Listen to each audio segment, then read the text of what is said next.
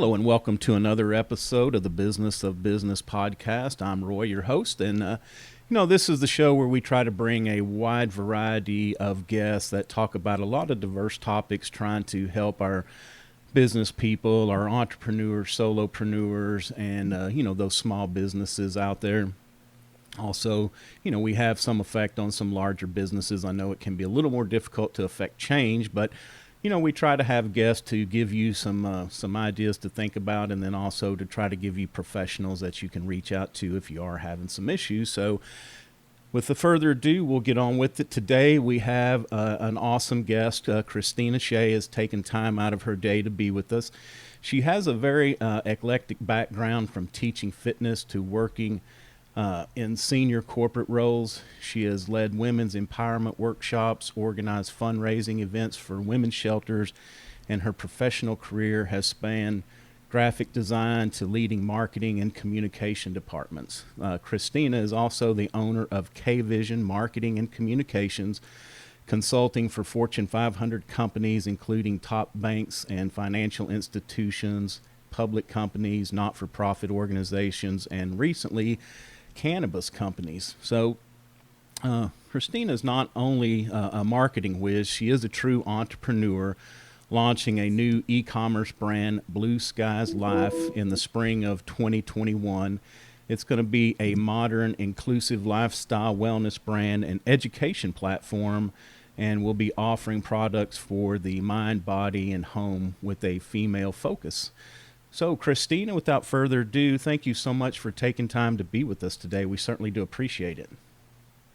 Thank you, Roy. It was an honor to be here and delighted to share my thoughts and have an engaging conversation. Yeah, when we talked initially, I think what struck me about you, and one reason why I was, really wanting to get you on the show, is to talk about this entrepreneurial spirit. It's always a struggle, but with this pandemic, there are people who have chosen to be in business. There are people who have fallen into being, into an entrepreneur role. And then there are people, of course, that have kind of been forced into it to, continue to pay the bills. And so, we had an initial conversation. I thought it was great. We can just talk a little bit about, getting started, some things to think about, planning, pro formas, the whole thing. And I think the very first question, though, I think is why. Especially if we've planned on this, it's kind of the why are we offering what we offering, whether it's a product or service. Yes, there's so many reasons. I'll go back to your first statement about, so many people thinking about starting businesses during the pandemic. Mm-hmm. There's been lots of people reflecting, I suppose, on their purpose in life and what they're wanting to do, right? And a lot of people have been unhappy in their careers, or or maybe they've been laid off, or having issues trying to find jobs, which I call the necessity entrepreneur. Right. But also, I also do think a big part of it is people they're resetting what they want to do in the rest of their life, and they really realize life is very, very short, and they're looking for something different that gives them more fulfillment, purpose, and hopefully passionate about what they do. So, but it is really important, as you said, to understand why you're doing it. So I talk a lot about purpose-led brands, which we can get to in a minute. But most importantly, when you're starting a business, especially right now, there's a lot of interesting sectors you could get into. But I think you really have to think of pandemic proof. So why is your product or service, is it servicing a gap right now or a need right now? Especially in the pandemic, you see a lot of PPE companies popping up, because of necessity partly, but also because of the opportunity. They see that there wasn't enough. And that can also then, grow from there into other aspects. But there's also a lot of people that are looking at doing, home services, which you would think people are saving their money, but they are staying at home and they're, redecorating their homes, they're renovating, et cetera. So those are really great businesses, or anything that's virtual. So as K-Vision, I'm a virtual CMO. I've been doing that for, 10 years plus, and it's always been sort of my MO because I always wanted to accommodate a lifestyle. Right. So in terms of just, having some freedom, and I can work wherever I want. And now people are realizing this more than ever, right? They don't need to necessarily commute to an office. So now they can work remotely, but they can also work remotely for themselves with not too much startup costs in terms of overhead if they choose to work from home. Yeah. So there's a really a lot of great reasons why to start right now. There's also, I think right now, I think it was the World Bank said that this is the largest downturn they predict in the economy since the Great Depression, which is a little bit scary. But we also know from history that many businesses thrive, startup businesses thrive during the recession because they're very lean.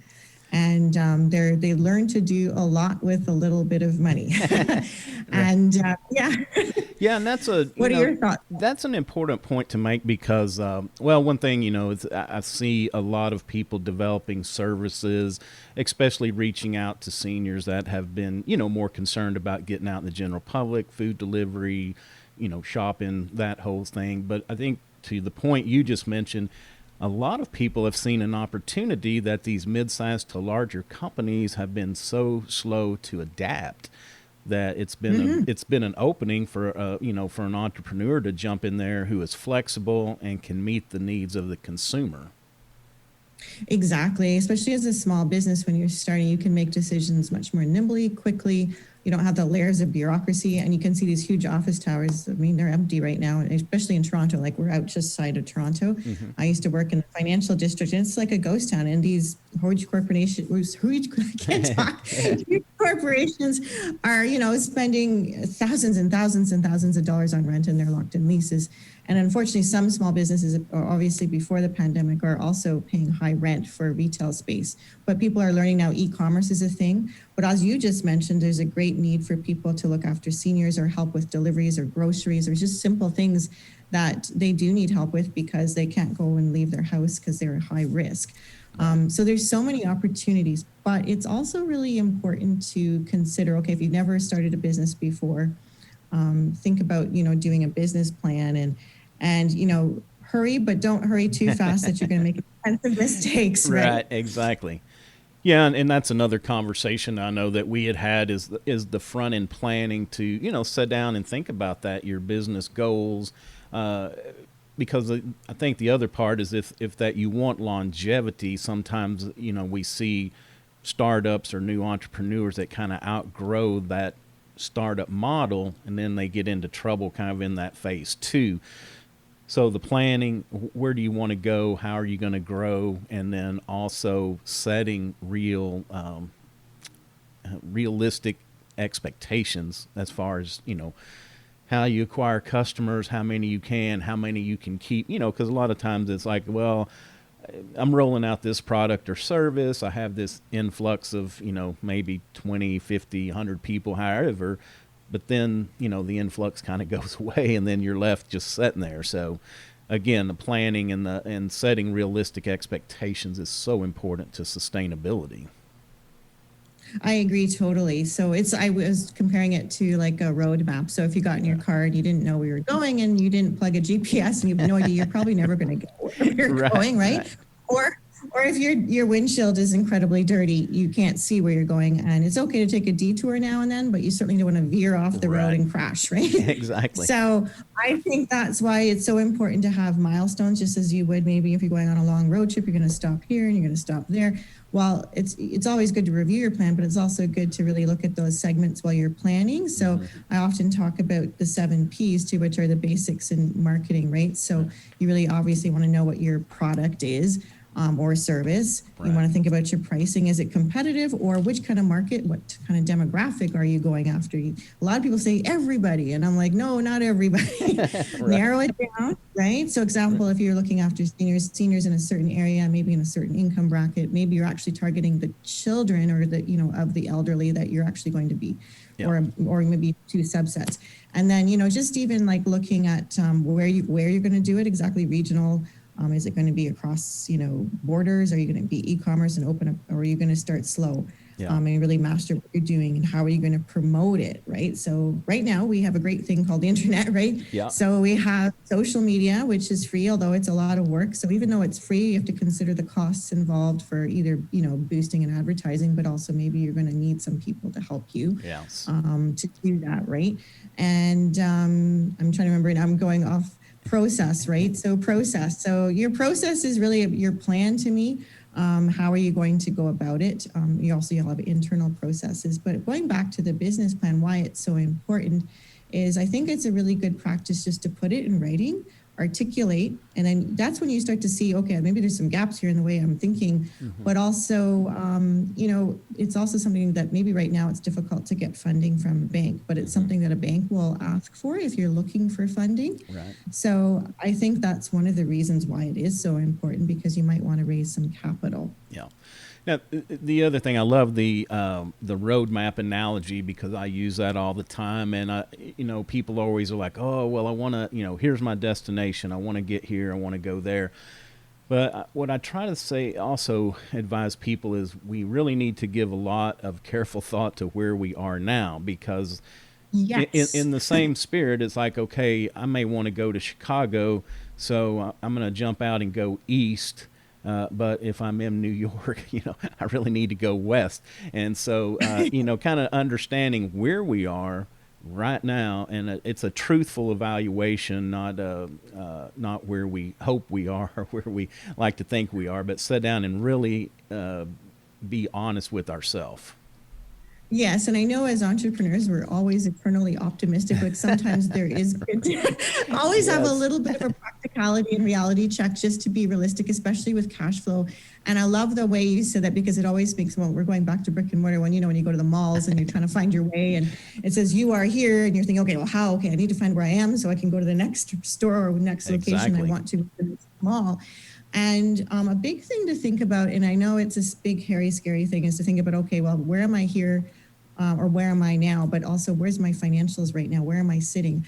How much runway do I have? And personal savings are going to come into play right now, especially in these times, right? Right. So maybe you're on Social Security, maybe you do have EI coming, or maybe you do have a package coming in if you're very fortunate from the company that maybe perhaps laid you off, or maybe this is just something that's been bubbling and you're like, okay, I'm a stay-at-home mom. I'm going to do something here and make something happen.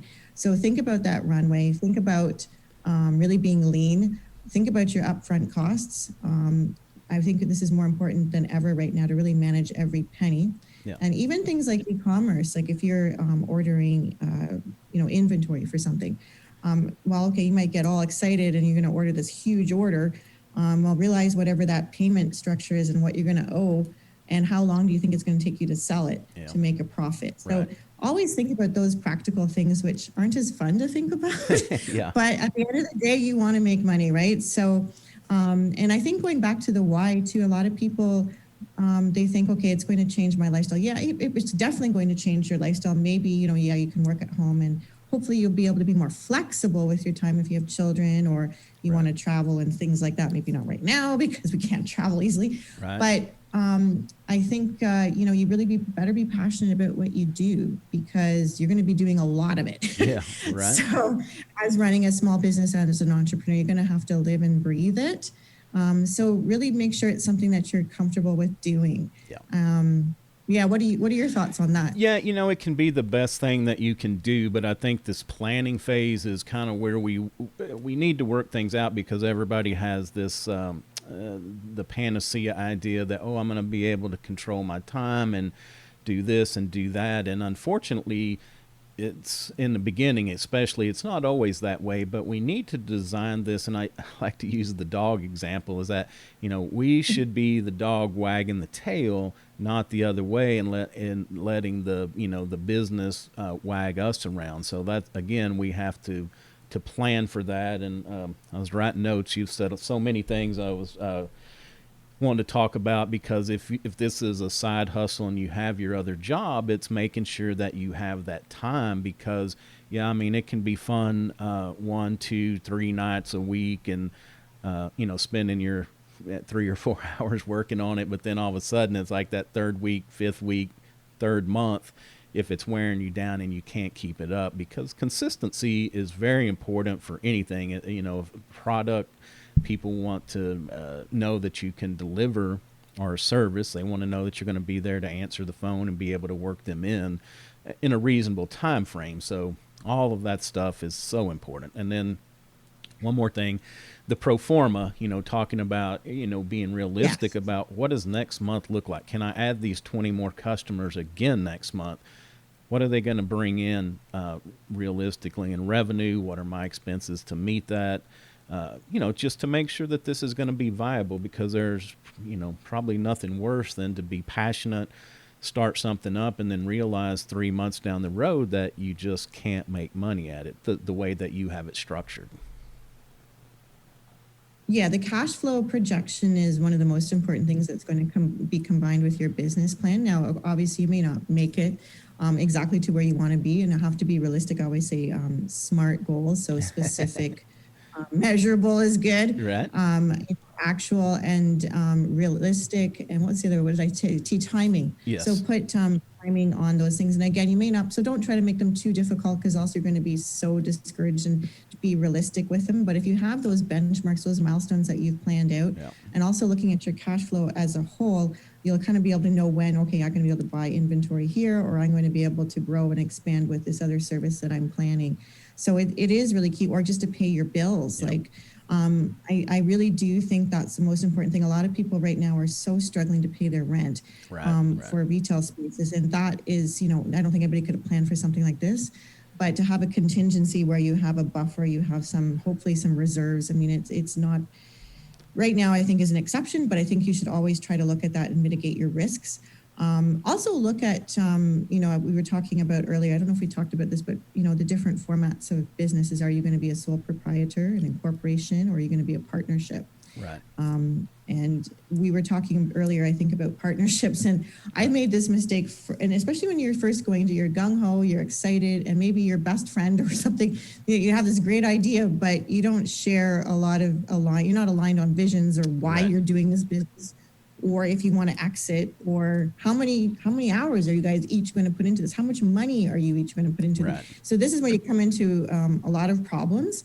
It's like a marriage, right? So, and it's just as maybe or even harder to leave Yeah. once you form it, and Yeah. especially if you're starting to make money at that point.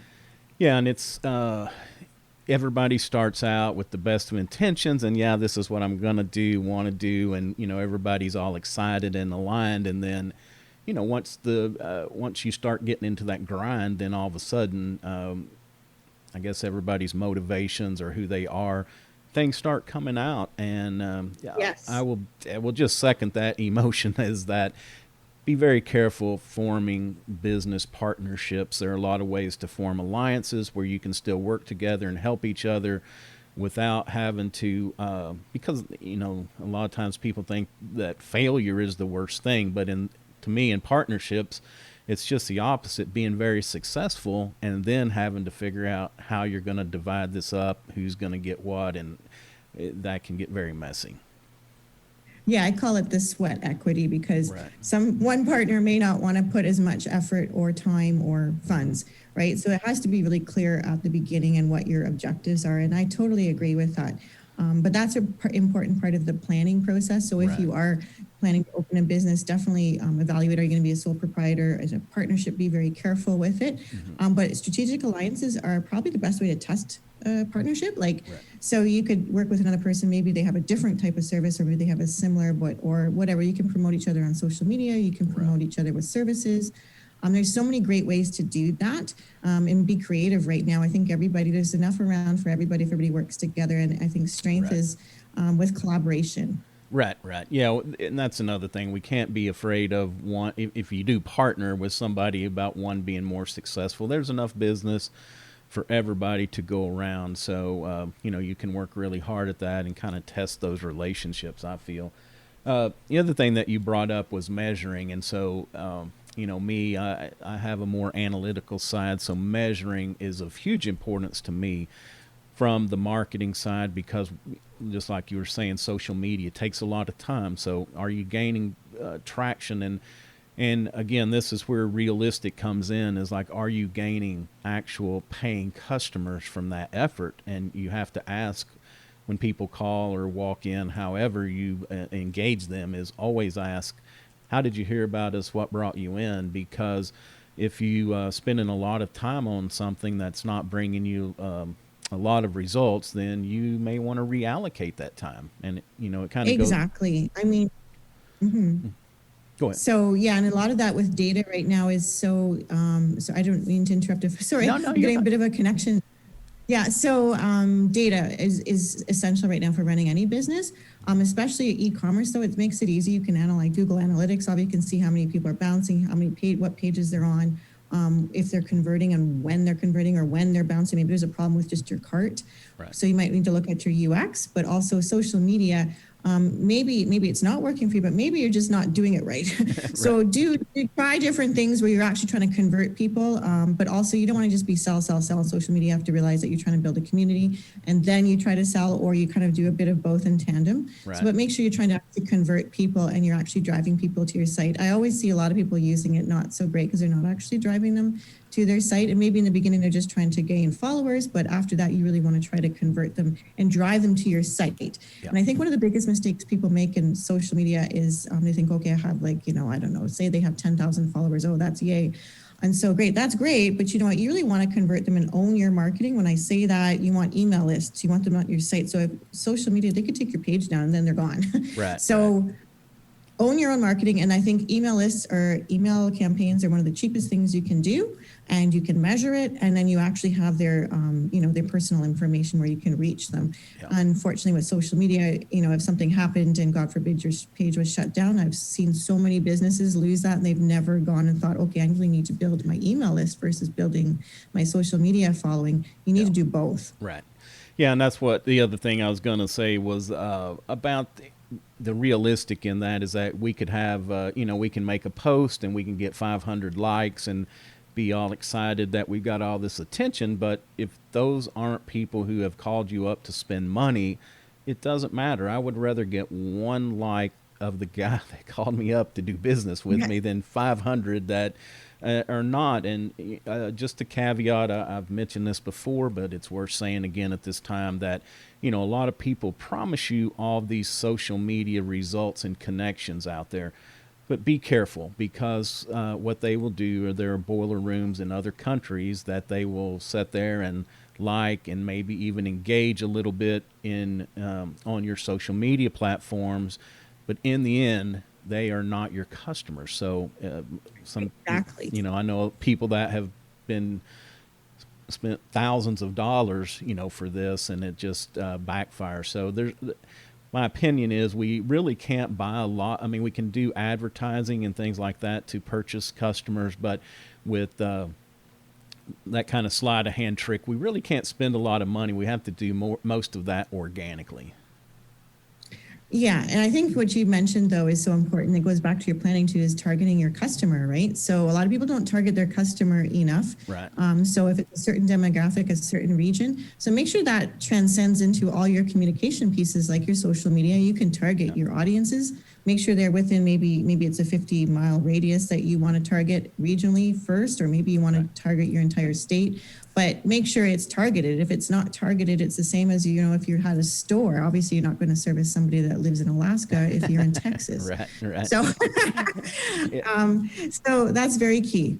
Yeah, and I just actually a good point. I just wrote down avatar, and it's worth the exercise to go through to figure out, sit down and think about who your customer is. If you don't have any, it's some speculation, but if you do have any, we should know them enough to know, who they are, their age range, income range, or what business type, again, geographic location. We build this avatar of who our customer is, and then that way it gives us direction when we do our outreach. That's a great point. I think I call them personas, but an avatar is a great other term. So yeah, like brands, like your brand or your business is basically a personality. So you should define what that is, right? And what you want to reflect to the public, and what you're going to sell and what you're going to service. But so your brand personality has to be friends with other personalities. So you can make that persona or avatar, as you call it. And so just make it like a person. Describe it. Is it woman, female, or is it transgender? Like, there's all sorts of who's your target audience, what age group, as you said, what affluent, like if they're affluent or they're, middle class, or what is there is people that are actually looking for deals. There's lots of people looking for deals right now. So maybe it's you're developing a coupon platform or something like that. and then where the region is, and then how you're going to price it, and how are they going to find you, right? And I think that is part of the marketing strategy, which is also embedded in your, that's very, very key to your business plan. So they all go hand in hand. Right. And again, that roadmap, going back to that roadmap, how am I going to get from A to B to C to D? Right. So if you know where you're going, well, you might know where you're going, but how am I going to get there? Right. So I might have to stop for gas here. Yeah. Maybe I need to top up my funds, or maybe I need to just really focus on one part of my business to get to the next part. And if you're too scattered, you're just going to go in circles. Right. So make sure your objectives really do match and align with where you're going. Yeah, and it's a crazy thought, but it's not an intuitive thought, but you can actually have such fast growth that it can also damage your business, your reputation. There's been a lot of people that have been hurt by that, by overgrowth, by not planning or being able to keep up with it. So always important. That's very true. Yeah. Yeah, especially like all of a sudden, if you just took off as an e-commerce and all of a sudden you have way too many customers, you don't have enough inventory, people are disappointed. Obviously, you're going to have to figure out how you're going to communicate that with the public. And so you're trying to, not disappoint, and so they'll come back and return. I think that's one of the key things with any customer or client. They might buy once, or you might sell your services once, but you want to make sure they come back. Right. And our repeat customers, right? And hopefully you can have some passive income or some sort of income, whether it's e-commerce or, they're signing a retainer on a service level. But that is so true. So to have that plan put in place, a lot of times you're not ready because you don't have the inventory, the people, or resources to do so. Right. It's a good problem to have, maybe to be scaling fast, but at the same time, it can really destroy your business, as you said, and your reputation. Right. Yeah, exactly. And the cost of acquisition of customers, of course, that's something that we want to look at. Is if we put an ad out there and it cost us X number of dollars, it brought in X number of customers.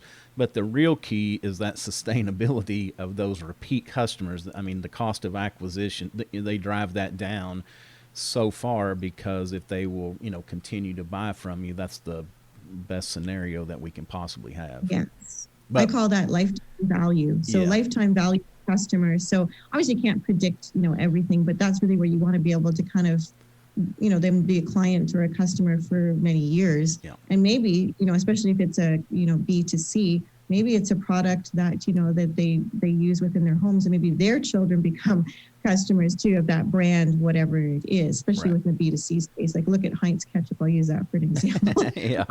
Right. So a lot of kids were brought up on ketchup, putting on your eggs, your fries, or your meatloaf or whatever, but you have fond memories of it, hopefully. And you buy Heinz because it makes you think of that. It's a trusted brand, and it makes you have memories, and as a child, so you use it in your home. So that's something that I would always tell that story to kind of give people a perspective with what that means, because it's a kind of a term that's too technical sometimes for people to get their head wrapped around. Right. So the other thing I'm going to, we'll talk a little bit about the negative part of social media for a minute, is that people always tend to put their best on there. A lot of times some people will be vulnerable and put, mistakes or failures. But so as entrepreneurs, we look around at other businesses, social media, and think, wow, those guys are really taking off, or this or that. And, it can be dejecting. So I think it's good to keep in mind that, we need to focus on who we are, because we don't always know the backstory of these other companies or entrepreneurs. But then typically when we see somebody that becomes what we term the overnight success, I don't like the use of that. Yes. I don't really like the use of that word, because I think once you kind of unpack the overnight successes, we always find that it's generally been a long, hard road there for them. Exactly. Like there is no overnight success. I think it's very, very rare. People have worked really, really hard. You don't see the backstory, as you said, where they worked all those nights when you maybe were out going to, restaurants, having a nice dinner. Right. Meanwhile, these people are, working hard at home every waking hour, basically, to get things going, and using all their life savings and risk.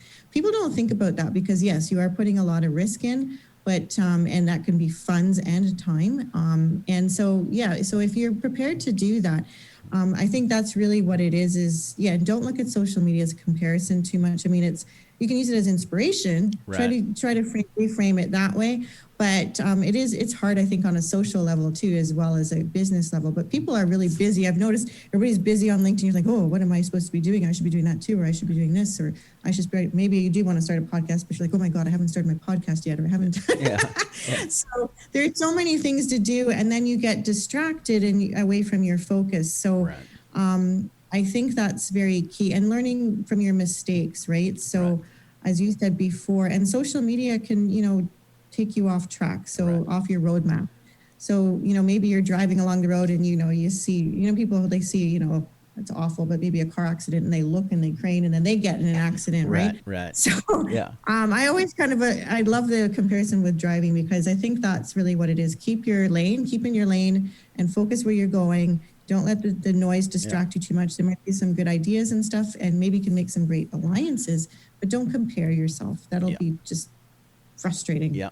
Yeah, and I think the car analogy is good. Is we want to use the rear view mirror to look at where we've been, some things that we can do different or better, but we always need to be driving out the windshield, not in the rear view, because so many people want to drive in the rear view mirror about, oh, I made this mistake or this happened or that happened, and we get wrapped up instead of being proactive, like we're on this path, where are we going, what do we need to do next. And kind of the analogy about the overnight success. A lot of people think success is just a line that starts in the bottom left and goes right up. It's not. It starts there, but it is jagged, and it's usually a very long. It's a longer time horizon than most people think. It's not. Yeah, there's a lot of peaks and valleys, right? Exactly. So, yeah, I totally agree with you. So people have to realize that, and don't be envious of others. Always be supportive, especially in a time like this, and use other people as inspiration. If someone's doing well, or you think they're doing well, reach out to them. Maybe you can learn some of their tips and tricks, or they can tell you some of their mistakes so you don't make the same. I really found that there's a lot of great people out there. You just have to reach out, and if they're not your people, that's okay too. You just move along. But there's so many people that are so happy to lend, an ear, but also give you insights on their own mistakes and how they overcame them, or what they learned from it. Yeah, and I love these conversations like this, where it comes full circle, because now we have come right back to the why, and that is that if we choose, if we get the opportunity to choose the business that we're in, we need to make sure we get the why right, because then others don't matter. The financial, if we make enough money to live, it's not as important to be wild, to make a ton of money. If we are doing something that we really love, that we really believe in, that's the best reward I think that you can get. I totally agree. I call it purpose-led brands. But it's purpose-led for yourself. So you have to decide, am I passionate, for example, about working with seniors? Or am I passionate about starting a company about wellness? Or am I passionate about, really renovating and making their homes look beautiful? Whatever your business is, you have to know why you're doing it and who you're serving, and what kind of value, what value are you bringing? Right. I think that will make everybody feel good. Like if you've made someone happy or successful in what they're doing by, servicing them through your business, that'll give you some fulfillment. But also going back to your why, well, all of a sudden, if you are a wellness company, for example, and then all of a sudden you have an opportunity to work with another supplier that's maybe cheaper, but they're using, unethical labor, or they're not using, natural products. And here you are standing for something that's like wellness, and you're doing really unsustainable practices and unethical practices. I don't feel that's not aligning with your why. So always go back to your why. So if you have a new opportunity, or you're trying to minimize costs, go back and make sure that does align, because that's where you can lose customers. That's where you're going to go off track.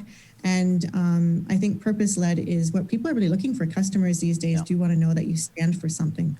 Yeah, and when we're purpose-led, and when we really think about the, doing things that we're passionate about, the other thing is that we don't always want to get boxed into marketing on cost or on dollars, because if you're the low-cost provider today, I guarantee you there's going to be somebody who's going to undercut you or be low-cost tomorrow.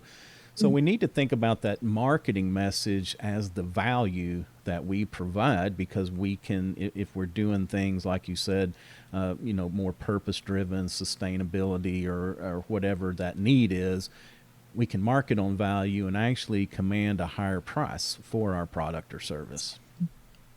I think it's much harder to be in a high volume, low cost business than in being in I would say a high value business that really delivers on whether it's ethics. Maybe someone wants something that's vegan, or they want really reliable service to deal with their parents who are elderly, and they want to be able to trust them. There's a lot of issues right now with elder care, right? People aren't trusting, right, nursing homes or anything like that. So, I mean, gaining the customer's trust is really by gaining, so they understand why you're doing your business and what value you're bringing. So I think that is totally, totally key. Yeah, for sure. Well, Kristina, we appreciate you being here today. Before we let you go, a couple things. First off is, do you have a tool that you use in your daily life? It could be a tool, a habit, or ritual, something you do that, and it could be professional or personal, that really adds a lot of value that you just couldn't give up. Well, I have a few things that I do. I like to schedule my days, and it's kind of hard, but I schedule also some me time because, as we said, it's also really, as an entrepreneur, it's really hard because you're going to be going, at it for hours, but you're going to need some respite, or you're going to just totally burn out. Yeah. So I always try to schedule an hour a day where I'm doing a workout, a walk, or, whatever it is that will make me kind of reset and be happy. Right. The other thing is on a it's really a personal thing, but I often, have a journal by my bed. It's not necessarily just because I want to journal about my day. It's because I wake up a lot, or I start worrying about something, and I'm like, oh my God, am I going to forget that in the morning, and then I can't sleep at all. And sleep, as we know, is one of the most important things, especially when you're trying to build a business. So I write them down. So then, that kind of adds to my to-do list the next day. So it keeps me on track. And I can check off what I've done or what I've not done, but at least it gives me some peace of mind. So that's really my tips and tricks. I mean, there's lots of other tools I use too that are more, maybe like apps and so on, and time trackers and stuff like that. But that's just more technical. Yeah. No, I think that's important. And, don't want to open up a whole new episode because we could talk about this point for hours as well. But scheduling that time for us, it's important. It's important to reset, to regroup, to not burn out, but it's also very important for that creative part of us. We need that time where we don't really have a lot of stimulation going on, to where we can think about what is that next step, or that creative advertising campaign. And, there's, again, I mentioned this quite a bit on this show, but there has been a lot of research with kids about, when I was growing up, we went outside and, we played with rocks and sticks and were imaginative about that. And nowadays kids have so much stimulation that the research was showing we're not giving them enough time to be creative, which translates to adults too. We can get so busy with our business that we don't take care of our family, and we don't take care of ourselves. So definitely need to do that for sure. Yes, I agree. And that's, a lot of times why people start a business is so they can have time with their family, or live a different, hopefully better lifestyle. But again, yes, you'll be working hard. And you're so right about the creative. That is very true. When I go for walks, that's usually when things click, or when you hear people telling you that, they were in the shower and they thought about something. So yeah, it's when you're actually not doing anything about work, because usually you're too focused on the task at hand, and that's what you're trying to get done, or the worries and stresses of the day. But when you can just, even yoga, I remember like when I would go to yoga class, I do it at home now by my fireplace, but hot yoga there. But those are the times where, you start thinking about all sorts of creativity, whether it's something with your business, or it's something that you said you can maybe just transforming your office or something like that, or a partnership, etc. So yeah, there's so much importance to that. Exactly. Yeah, and for me, getting out and taking a 15-minute walk, it's amazing the clarity that just happens. It's really good. So anyway, take some time for yourself. Very important. All right, Kristina, if you wouldn't mind, so tell us a little bit about who your customer is, what you can do for them, how they can reach out and get a hold of you, and also tell us a little bit about this new venture that's coming up the spring of 2021. Oh, well, thank you. So K-Vision Marketing and Media has been around for about 18 years.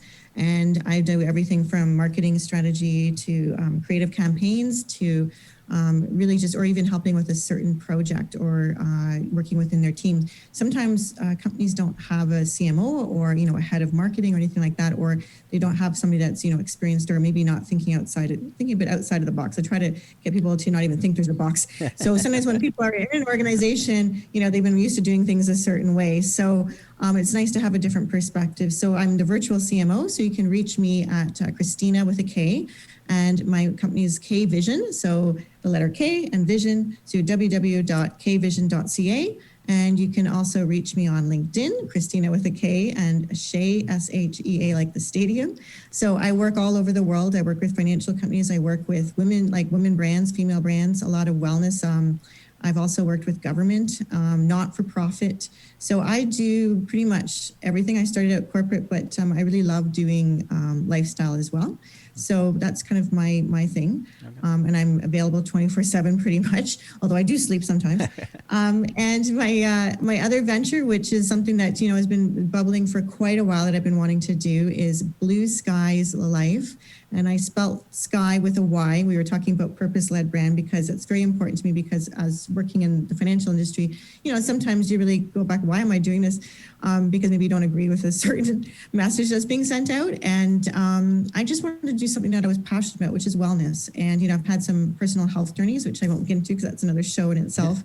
But so I just decided that there was a gap to me for women's products and in the wellness space and really education as a whole. So Blue Skies Life is launching in spring 2021. It'll be an e-commerce, and then an education platform will be layered on top of that with a membership. But for now, you can reach me on Instagram and Facebook at Blue Skies Life.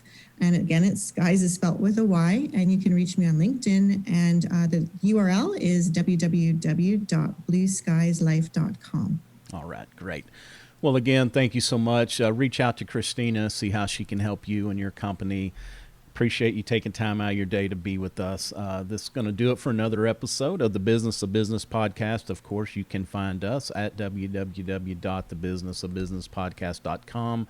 We're all on social media as well, Facebook, Twitter, Instagram, and this will video of this interview will go up on YouTube as well. So until next time, take care of yourself and take care of each other, please.